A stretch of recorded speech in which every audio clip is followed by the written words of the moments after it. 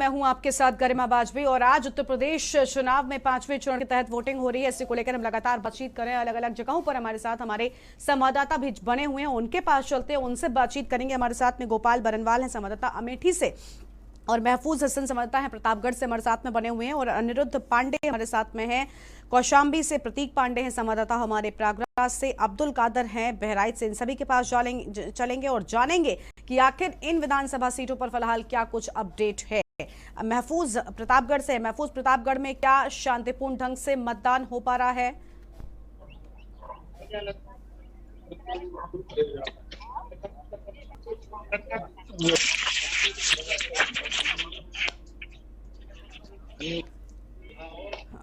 अब्दुल हमारे साथ में बने हुए बहराइच से, अब्दुल के पास चलते हैं। अब्दुल, फिलहाल बहराइच से क्या कुछ अपडेट आपके पास? अभी तक की बात की जाए तो मतदाता क्या लगातार बूथों पर पहुंच रहे हैं वोटिंग के लिए?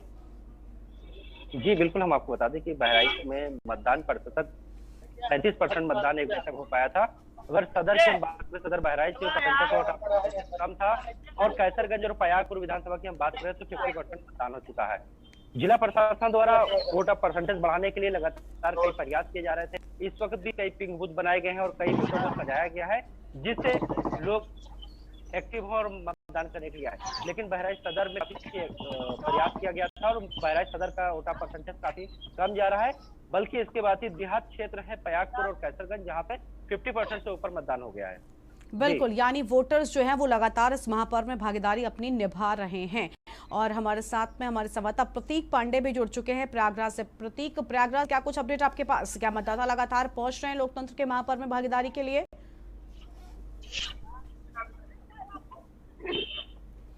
प्रतीक, आपकी आवाज हम तक नहीं पहुंच रही है, अपना फोन अनम्यूट करें। अनम्यूट।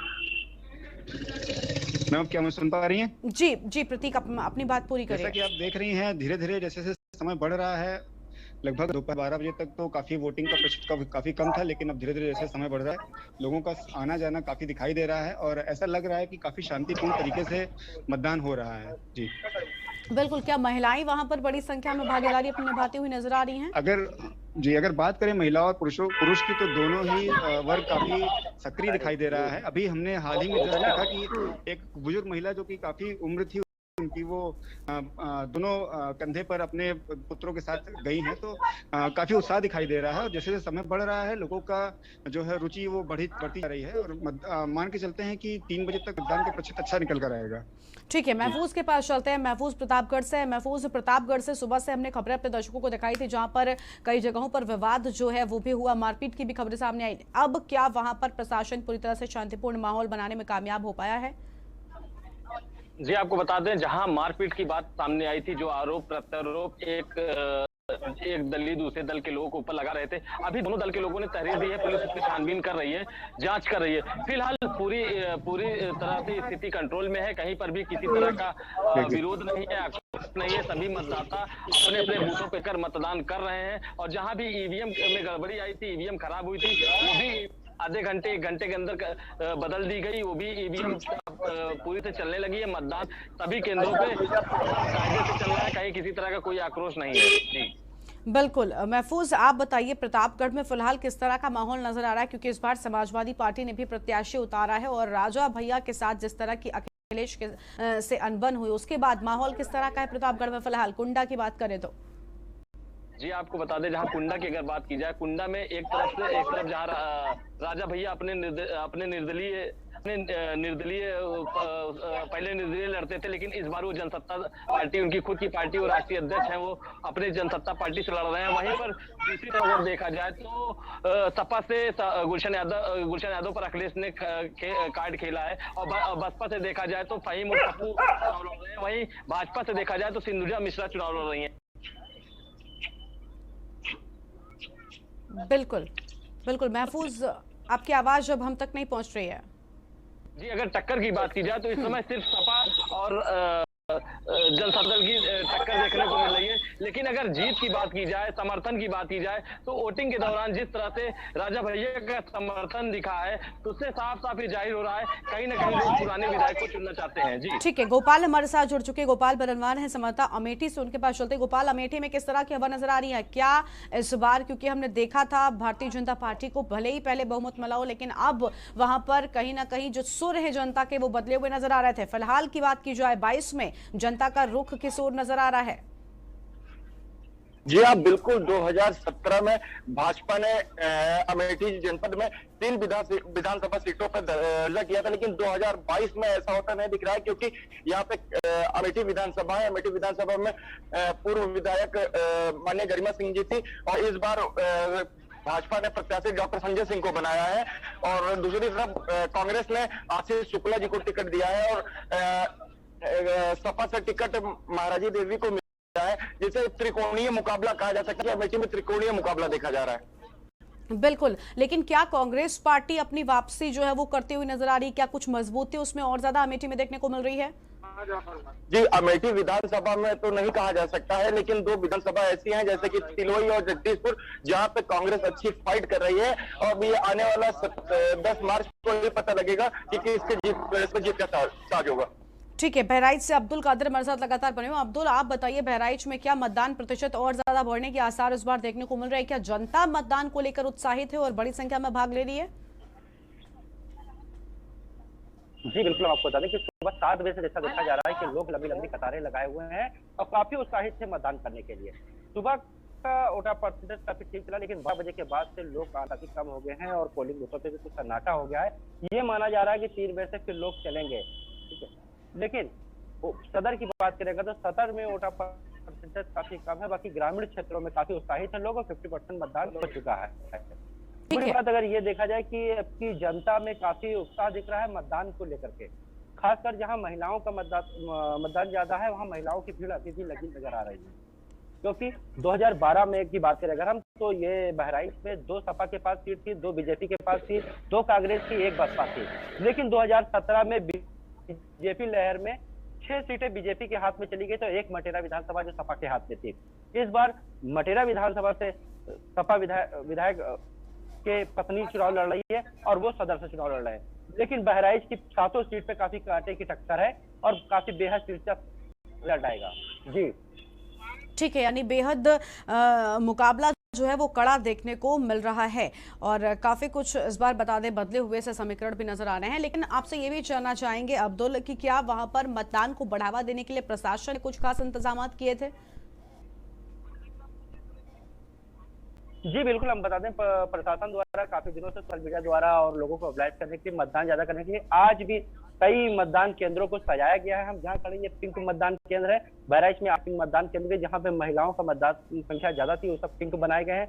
और आपको दिखा दिए सेल्फी पॉइंट बनाया गया है, तरह तरह के ऐसी कई चीजें की गई हैं जिससे लोग काफी मोबिलाइज हो और मतदान करें। ये सेल्फी पॉइंट बना हुआ काफी देर से हम यहाँ खड़े हैं, देख रहे हैं कि लोग मतदान करने जो भी आते हैं और परिवार के साथ आ रहे हैं और यहाँ काफी बड़े स्तर पे सेल्फी ले रहे हैं। तो कहीं ना कहीं युवाओं को रुझाने के लिए और या लोगों को रुझाने के लिए सब तरीके किए गए थे जिससे वोटर परसेंटेज बढ़ सके। जी ठीक है, यानी पूरी कोशिश जो है वो लगातार मत प्रतिशत को बढ़ाने की जा रही है। और भी कई जगहों से हमारे संवाददाता बने हुए हैं, हमारे साथ में महफूज भी लगातार बने हुए हैं। महफूज, और फिलहाल क्या कुछ अपडेट है? क्या लगता है दिन ढल रहा है, क्या आने वाले वक्त के साथ में प्रतिशत में और ज्यादा बढ़ोतरी देखने को मिलेगी?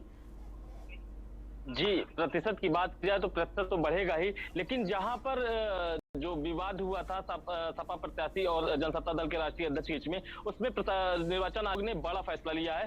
तीनों भाजपा प्रत्याशी सिंधुजा मिश्रा और जनसत्ता दल पार्टी के राजा भैया और वहीं पर जो है सपा के गुलशन यादव का पास जो है निरस्त कर दिया गया है, उनको अपने आवास में रहने की हिदायत दी गई है। और वहीं पुलिस कप्तान अपने ब्लैक कमांडो के साथ क्षेत्र में भ्रमण किए हैं, गश्त किए हैं और जो दुकानें खुली दिखी वहां पर उन्होंने लाठियां भी भाजी हैं, वहां पर लोगों को खदेड़ा भी है। ऐसे में कुंडा को पूरी तरह से सख्त कर दिया गया है। कुंडा में जिला प्रशासन पूरी तरह से सख्ती से पेश आ रहा है और जो भी अपडेट होगी हम जरूर आप तक पहुंचाएंगे। ठीक है महफूज, अब कुंडा की बात की जाए तो इस बार समीकरण बेहद बदले हुए से नजर आ रहे हैं। जिस तरह से अखिलेश यादव ने बयान दिया कि कुंडी को लेकर कि कुंडा में ऐसी कुंडी लगाई, और उसके बाद राजा भैया का इस तरह से बयान देना कि कोई भी कुंडी कुंडा में नहीं लगा सकता है। क्या लगता है इस बार जनता जो है वो अपना वोट किस देने वाली है? क्योंकि दोनों के बीच में जिस तरह की टक्कर हमने देखी है वो भीषण नजर आ रही है। जी, जहां वोटों का अंतराल देखा जाए तो राजा भैया हमेशा 1 लाख के ऊपर जीते चले आए हैं। बिल्कुल। की बार भी उन्होंने कहा है कि में कोई भी कुंडी नहीं लगा सकता, कोई भी माई का लाल कुंडी नहीं लगा सकता। ऐसे में उनका यह भी कहना है कि जनता का जन समर्थन उनके साथ है। फिलहाल कांटे की टक्कर देखी जा रही है, वोट परसेंटेज कम हो सकता है लेकिन हार कहीं ना कहीं। ठीक है, यानी राजा भैया का यही कहना होता है कि हमेशा कुंडा में मार्जिन की लड़ाई होती है, और इस बार जो कुंडा की जनता है उसने 1.5 लाख के मार्जिन की बात कही है, तो जनता के आशीर्वाद से इसी बहुमत के साथ हम आएंगे। इस तरह की बातें उनकी ओर से कही जा रही थी। तो हमारे साथ में मेहमान जो संवाददाता हैं वो लगातार बने हुए थे। आप लोग बने रहिए हमारे साथ, आगे भी आपसे अपडेट लेंगे। तो यूपी का रण है और 5वां चरण है, इसी के तहत आज 12 जिलों की 61 सीटों पर वोटिंग हो रही है, और 5वें चरण में भी बीजेपी और सपा में सीधा रण देखने को मिल रहा है। तो अब्दुल कादिर हमारे साथ लगातार बने हुए संवाददाता है बहराइच से। अब्दुल, बहराइच में फिलहाल किस तरह की सियासी हवा नजर आ रही है? जनता का जो रुख है वो किस पार्टी की ओर है, क्या लगता है? क्योंकि सभी पार्टियों ने पूरी कोशिश की है जनता को रझाने की, उनको मनाने की, वोटों की अपील करते हुए भी नजर आए थे, लेकिन जनता इस बार कौन से मुद्दों को ध्यान में रखकर वोटिंग करने जा रही है? जी बिल्कुल, हम आपको बता दें कि जैसे भी बताया कि 2012 में बहराइच की 2 सपा थी, 2 बीजेपी थी, 2 कांग्रेस थी, 1 बसपा थी, लेकिन 2017 की बात करें तो 6 बीजेपी खाते चली गई थी, 1 सपा में। अब की कहीं ना कहीं जनता बदलाव चाह रही है, बड़े स्तर पर बदलाव चाह रही है। तो ये माना जाता है कि बहराइच की 7 विधानसभा सीट है जिसमें 4 से 5 सपा के खाते में जा सकती है और बाकी बीजेपी की। बहराइच सदर और जानपारा की अगर बात करें तो त्रिकोणीय लड़ाई, यहाँ बसपा बड़े मजबूती से लड़ाई है, बसपा भी लड़ाई में आ रही है, जिसको बसपा में लड़ाई में नहीं माना जाता था, लेकिन फिर भी बहराइच और जानपारा के सूत्र बसपा लड़ाई में आ रही है। 50% वोट साइलेंट होते हैं, जो बसपा के साइलेंट वोट होते हैं वो देखना होगा किधर जा रहे हैं। अगर वो बसपा की ओर लौटते हैं तो कहीं ना कहीं आंकड़ा चेंज नजर आएगा। यानी कहीं ना कहीं जो टक्कर है वो सीधी होती यहाँ पर नजर आ रही है। लेकिन अब्दुल, ये बताइए कि क्या प्रशासन की ओर से पूरे इंतजामात हैं मतदान को लेकर? क्योंकि कई जगहों पर हमने देखा है ईवीएम खराबी की खबरें सामने आती हैं, तो क्या इस तरह का कुछ ऐसी खबर अब तक बहराइच में सामने आ सकी है? क्या कुछ और अपडेट है मतदान को लेकर? बिल्कुल, सुबह मटेरा विधानसभा में 2 ईवीएम, एक शुरू से खराब थी, बाद में काफी करीब आधा घंटा लोगों को वेट करना पड़ा, लेकिन उसके बाद ईवीएम वहां नई दूसरी पहुंचा दी गई थी। उसके बाद से ईवीएम खराब की कोई ऐसी बात बहराइच में नहीं आ रही है। और प्रशासन सुरक्षा की बात करेगा तो सुरक्षा व्यवस्था के लिए बहराइच में 86 कंपनी लगाई गई है। सेंट्रल मिलिट्री फोर्स है और पीएससी की 2 कंपनी लगाई गई, 5000 सिविल पुलिस लगाए गए, 5000 होमगार्ड लगाए गए हैं। सुरक्षा के कड़े इंतजाम है और लगातार एसएसपी और जिलाधिकारी सारे बूथों पर निरीक्षण कर रहे हैं, प्लस 199 सेक्टर मजिस्ट्रेट बनाए गए हैं जो लगातार निगरानी कर रहे हैं। अब्दुल, क्या कोरोना नियमों का पालन जो मतदाता हैं वो करते हुए नजर आ रहे हैं मतदाता स्थल पर, मतदान केंद्र पर? जी बिल्कुल, हम आपको बता दें कि लोग तो आए हैं, लेकिन यहाँ हर बूथ पर जो है आगे ही कोविड के लिए कैंप बनाया गया है, जहाँ पर लोगों को सैनिटाइज कराया जा रहा है और मास्क दिया जा रहा है, और लोगों से कहा जा रहा है कि मास्क पहन करके आए। कुछ लोगों को देखा गया कि ग्लव्स भी बांटे जा रहे हैं, उनको प्रशासन की तरफ से मास्क दिया जा रहा है और सैनिटाइज किया, टेम्परेचर भी चेक किया जा रहा है कि कहीं ऐसा कोई कोविड का बंदा अंदर न चला जाए, और सभी लोग को सुरक्षित के तौर पे मतदान कराया जा रहा है। जी ठीक है अब्दुल, लगातार हम देख रहे थे कई जगहों से ऐसी भी खबरें आती हैं जब लोग फोन लेकर जाते हैं, कुछ फोटोज पोस्ट कर देते हैं। हालांकि प्रशासन एक और सेल्फी पॉइंट्स बनाता है, लेकिन दूसरी ओर मोबाइल फोन प्रतिबंधित कर देता है, तो ऐसे में आखिर क्लैरिटी नहीं हो पाती कि करना क्या है। तो क्या इस तरह की कोई समस्या वहां पर भी देखने को मिल रही है? क्या लोग फोन लेकर पहुंच रहे हैं बूथ तक? जी बिल्कुल, बूथ तक तो लोग फोन लेकर पहुंच रहे हैं, लेकिन प्रशासन द्वारा जो सुरक्षा कर्मी लगे हैं इनके द्वारा लोगों को मोबाइल बाहर ही रखवा दिया जा रहा है कि बाहर मोबाइल रखिए तभी मतदान करिए। ऐसे में कई लोगों को घर भी वापस होना पड़ा मोबाइल अपना रखने के लिए, क्योंकि कोई मिल नहीं पाती इसको मोबाइल दे दें। तो मोबाइल को लेकर के लगातार प्रशासन कड़ी निगरानी कर रहा है कि मोबाइल लेकर के अंदर कोई न जाए। जी बिल्कुल, यानी मोबाइल पूरी तरह से प्रतिबंधित कर दिया गया है। लेकिन क्या पुलिस प्रशासन भी जो है, महिला पुलिस बल जो है, उनकी भी तैनाती मतदान केंद्रों पर की गई है? जी जी बिल्कुल, महिलाएं भी लगाई गई हैं और कोविड के लिए के जो है स्वास्थ्यकर्मी जो है वो महिला ही हैं। ठीक है, महिला जहाँ पोलिंग बूथ है वहाँ खास करके महिलाओं की ड्यूटी लगी है। तो महिलाओं के जो पिंक बूथ है यहाँ पे टोटल महिलाएं लगाई हैं और उसको पूरी तरीके से पिंक किया गया, गुब्बारों से पिंक किया गया, टेंट पिंक लगाया गया है और जो अंदर मतदान कर्मी बैठे हुए हैं वो पिंक ड्रेस पहने हुए हैं।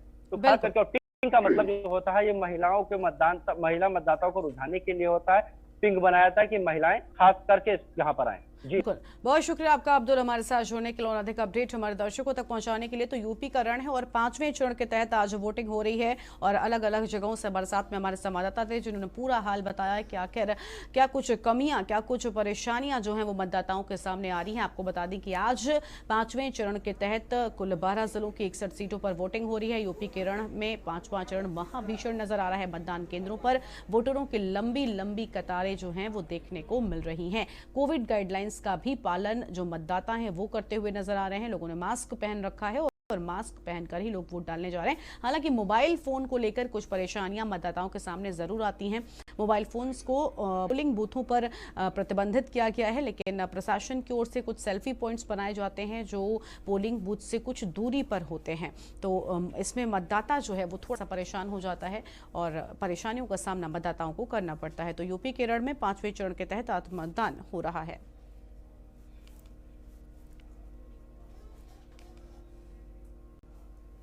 तो यूपी का रण और 5वां चरण में वोटिंग आज हो रही है और अलग अलग जगहों से बरसात हमारे संवाददाता थे जिन्होंने आपको पूरा हाल बताया। और फिलहाल एक छोटे से ब्रेक यहाँ पर रोकते हैं, फौरन हाजिर होंगे। आप देख रहे हैं के न्यूज, खबरों का सारथी। सोचिए मत, मेरी और पूरे हिंदुस्तान की तरह आप भी समर कूलर और होम अप्लायंसेस लीजिए और बेफिक्र हो जाइए।